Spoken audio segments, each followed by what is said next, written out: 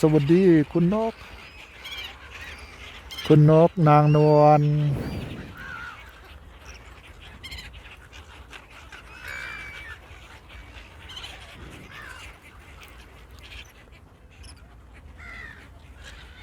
นกนางนวลนะครับไม่ใช่เป็ดนะครับผมถามคนที่เข้ามาขายอาหารเขาบอกว่านกนางนวลนี้อ่ามาอยู่ที่มาประเทศไทยประมาณ6 เดือนนะครับผมมาตั้งแต่ช่วงเดือนปลายเดือนตุลานะครับผมหยุดจนถึงต้นเดือน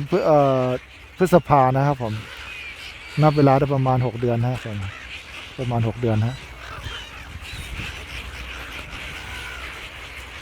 อ่าถามเข้ามาจากไหนนกส่วนมากมาจากไซบีเรียนะครับผมร้องเสียงร้องเพราะมากครับเอ๊ะ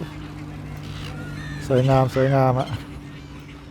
ไม่ผิดหวังกับการมาท่องเที่ยวที่แห่งนี้สวัสดีสวัสดีเราไม่มีอาหารให้นะจ๊ะ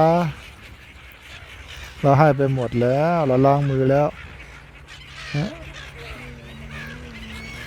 อาหารโยนให้กินกลางอากาศก็มีนะครับตกไปในน้ำก็คนที่รอตัวที่รอกินในน้ำก็มีอยู่นะครับผมนี่ฮะเอออาหารเนี่ยมันจะมาหานะครับผมมาลุม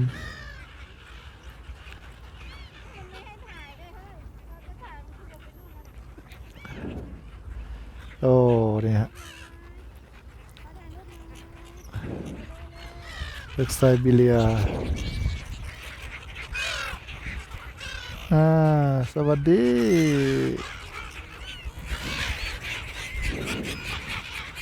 นี่ฮะนี่เป็นป่าชายเลนนะครับผมนี่บรรยากาศในทะเลทางโน้นนะครับผมเสียงร้องสวัสดีสวัสดีสวัสดีสวัสดีไม่มีอะไรให้เลยไม่มีไม่ต้องมาเลยไม่มีอะไรให้นะจ๊ะไม่มีอะไรให้นะ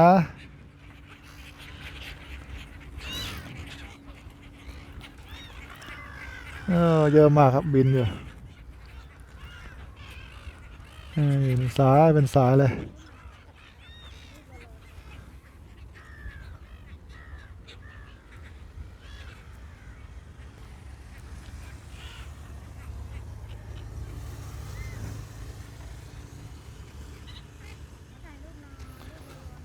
อยู่ใกล้ไม่ได้ หนีหมดอะอยู่ใกล้นะ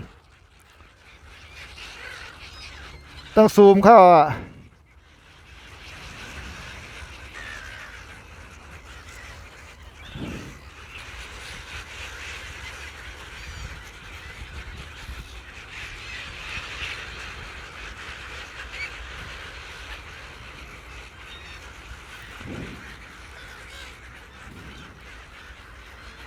มาเก็บความสวยงามและธรรมชาติมาไว้นะครับผม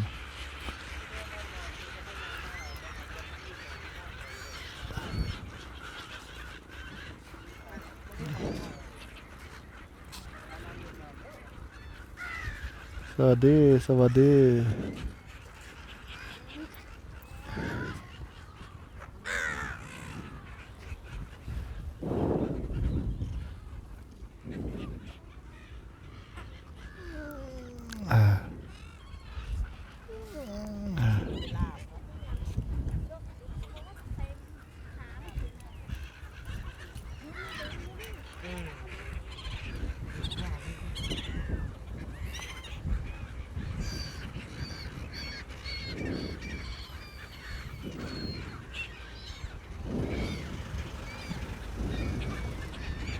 นกไซบีเรียมาอยู่ประเทศไทยตอนนี้เป็นนกไทยแล้วครับผม